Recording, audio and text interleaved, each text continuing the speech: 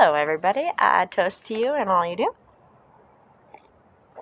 I hope you're having a fantastic day. My hands there were backwards from my mouth. That was pretty funny. Sometimes your brain does one thing and your body does another thing, and then I'm like, oh, how'd that work out? I spill coffee a lot that way. It's pretty funny. Yesterday I had to wash the front patio because I spilled half my coffee out there. It's like 22 degrees. I'm sure the neighbors got a good laugh. But anyways, so good morning, everybody. I hope you're having a fantastic day. We are doing the introspective journey. We are on day 41. And so we've come through 40 days and 40 nights of introspective journey. It just makes me think at one point in my practice for this dark time, I would also give up something, kind of like they do at Lent. The goddess loses her husband and her love and has to be without. So I would go without something that I really enjoyed. Like, I can't use those examples. But anyways, I would go out, pick something that I was like, this is something I really enjoy and I do for pleasure. And I'm not going to do it anymore. Coffee would be one. Soda. One year I did give up soda. And I never started drinking soda again, which was fine. I mean, I do occasionally now. But it's once you go that long without drinking soda, you're like, oh, this is really sweet. So some of it can make you healthy. But I was thinking about that yesterday as I've come through 40 days of darkness. I always, I don't do it necessarily anymore because there's only a few things left that I do that are just like this is I do for myself because I really enjoy this, my guilty pleasures, I guess. I'm sorry, I'm not giving up coffee or chocolate or smoking. It's just not happening. So that's all I got left. We don't drink a lot of even my coffee's half calf, so it's not like caffeine is a big part of my life. It's funny. So totally random, not a part of the introspective journey, just a side note about your spirituality and about growing and practicing and learning and finding different ways to connect with the energy. So with all of that random side tangent said, let's get to the introspective journey. Today's question is, am I holding on to something I need to let go of? If somebody says no, I'm sorry, I just don't. It's one of those things where I'm like, everybody has something that they're holding on to that they could probably be better off not holding on to. A great activity that we did last year for the introspective journey was to draw a picture and draw yourself and then put little rocks on you, and each rock is something that you're holding that you're carrying with you.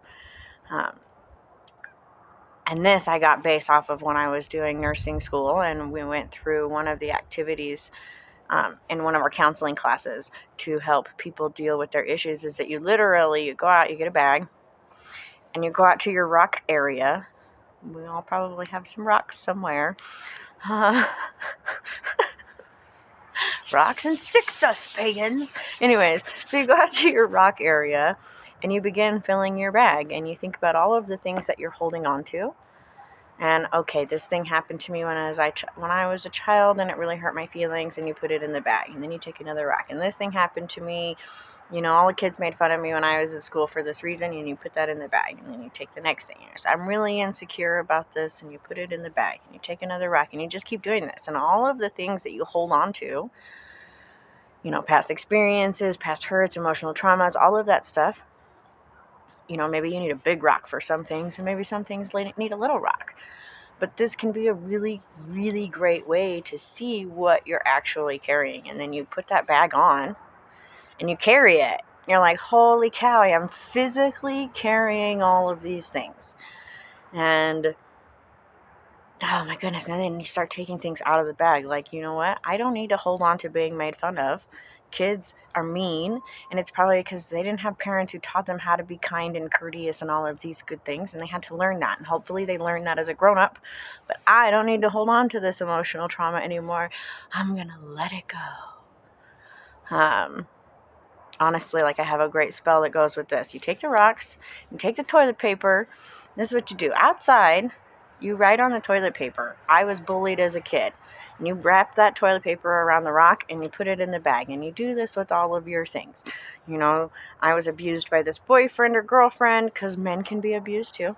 I had this bad thing. My dog died. My parents died. This other bad thing happened. Whatever the things are that go on that you're carrying, you're holding these emotional traumas. And you put them all into the bag, and all these little rocks wrapped in toilet paper that you've written your problems on, your things that you're holding on to. And then you carry that from outside all the way into your house and into the bathroom. And you begin to take those things out. And you take them out one at a time. And you look at yourself in the mirror and you read that out loud. I was bullied as a child. Okay, I can let go of this. And you put it in the toilet. You can flush for everyone, but I don't want to waste water. So I would say wait until you get all the pieces in the toilet paper in the toilet. That's why we're writing on toilet paper. You put it in the toilet, and then you go on to the next thing. And you begin to let go of these things. And as you see them go into the toilet and the ink dissipate and the toilet paper begin to disintegrate, and you really begin to let it go. Sometimes we need that physical activity to let it go. And you begin to just do that. And you go through all of the rocks. Now, some of the things, I can't put this in the toilet because I am not at a place where I can let go of this. So you put that in another pile. I probably need counseling for these things, or I need to look deeper into these things and see what it is that's making me feel this way. Like we've talked about before, why is not the question that you need to answer. Because when it comes to these kind of traumas, why is what leads us to those shameful feelings of what did I do in order to make this happen? Why did this happen to me? And in asking that, you put yourself at a place of fault or blame.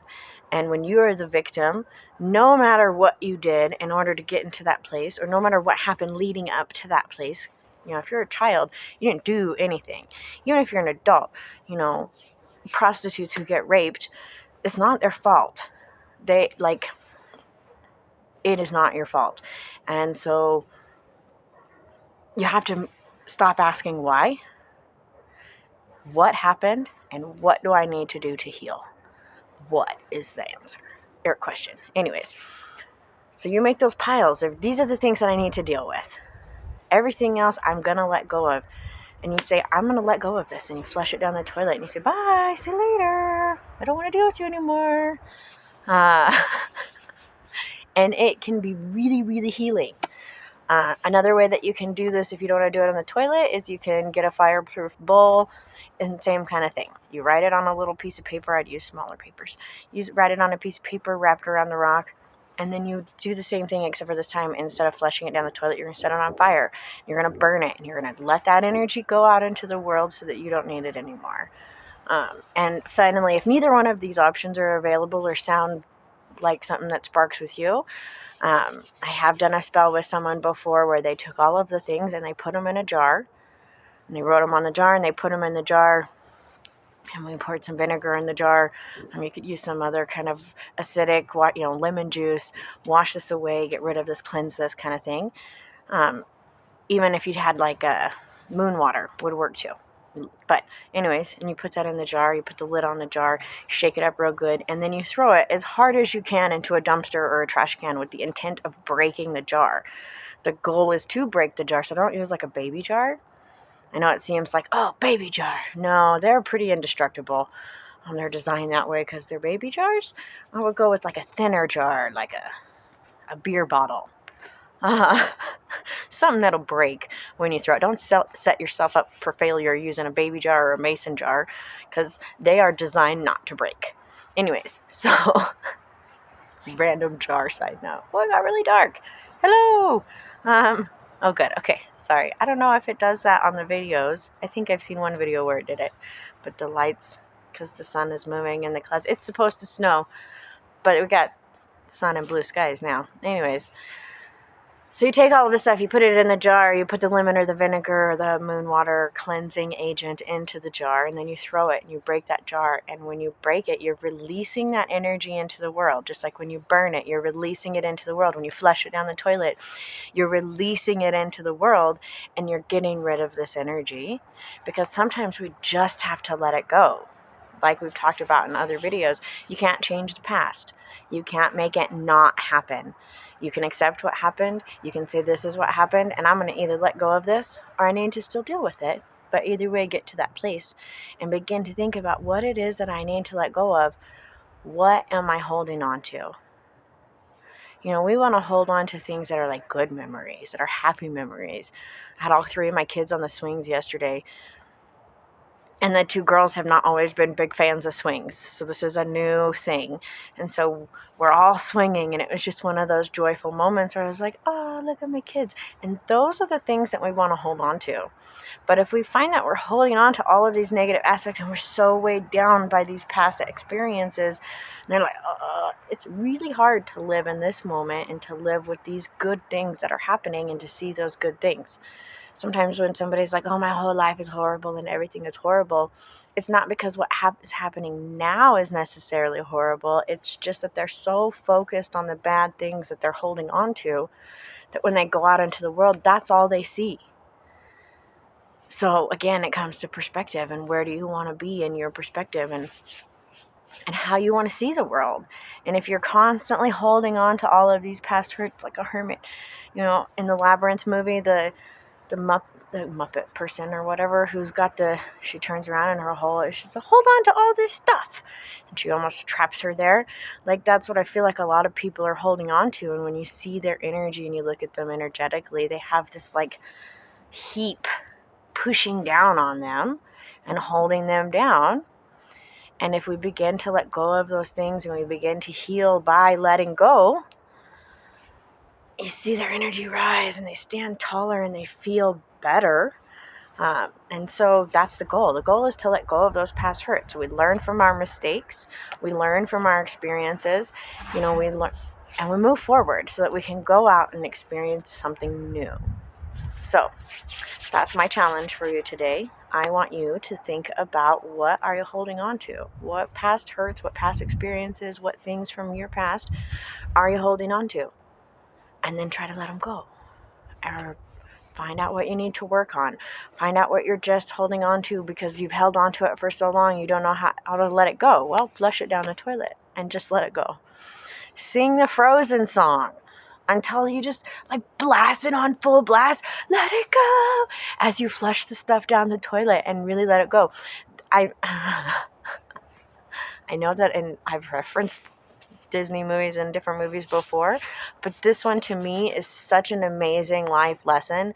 And living your life in this state of fear because of the things that you're holding on to. This one bad thing happened, so now you're going to be fearful forever and you're never going to move forward and you're just going to live from this place of fear.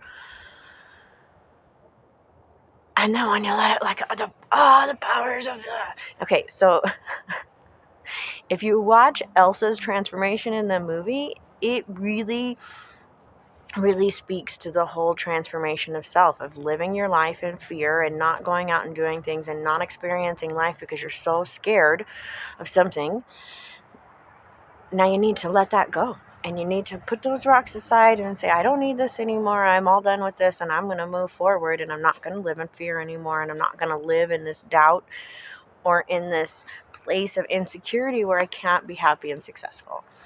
So, before I go on yet another ramble, we could talk about other Disney movies. I'm sure I could come up with some other great ideas. Mulan's got the same kind of idea about pretending to be something you're not and letting go of that notion and moving forward. I know I've talked a lot about, I said I'm not going to go into another tangent, but just hold on. I know I've talked a lot about letting go of our past hurts and these things, but sometimes it's not a trauma. Sometimes it's an expectation. We grow up with all of these expectations on us, like this is how it's supposed to be, not just from your parents, but from society and the TV and the magazines and the news and all of our influences all around us give us this impression of what it should be like.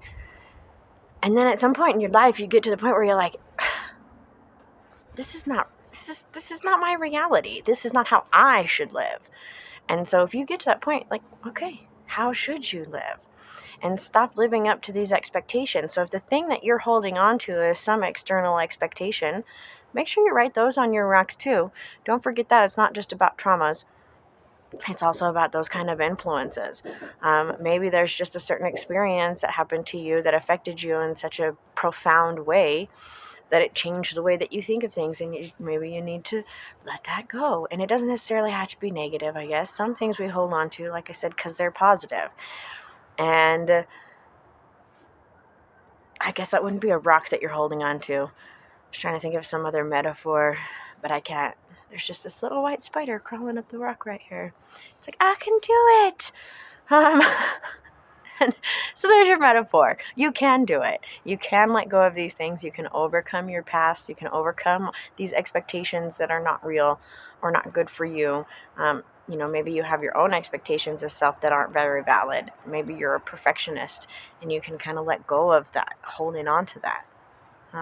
So now, before I go on another tangent, I toast to you and all you do. I hope you have a fantastic day. My challenge for you today is to think about all of the things that you're still holding on to, and find ways to let go of what you can and what you don't need to hold on to anymore. So many blessings to all of you. I hope you have a fantastic day. Don't forget to like and subscribe. We'll see you later.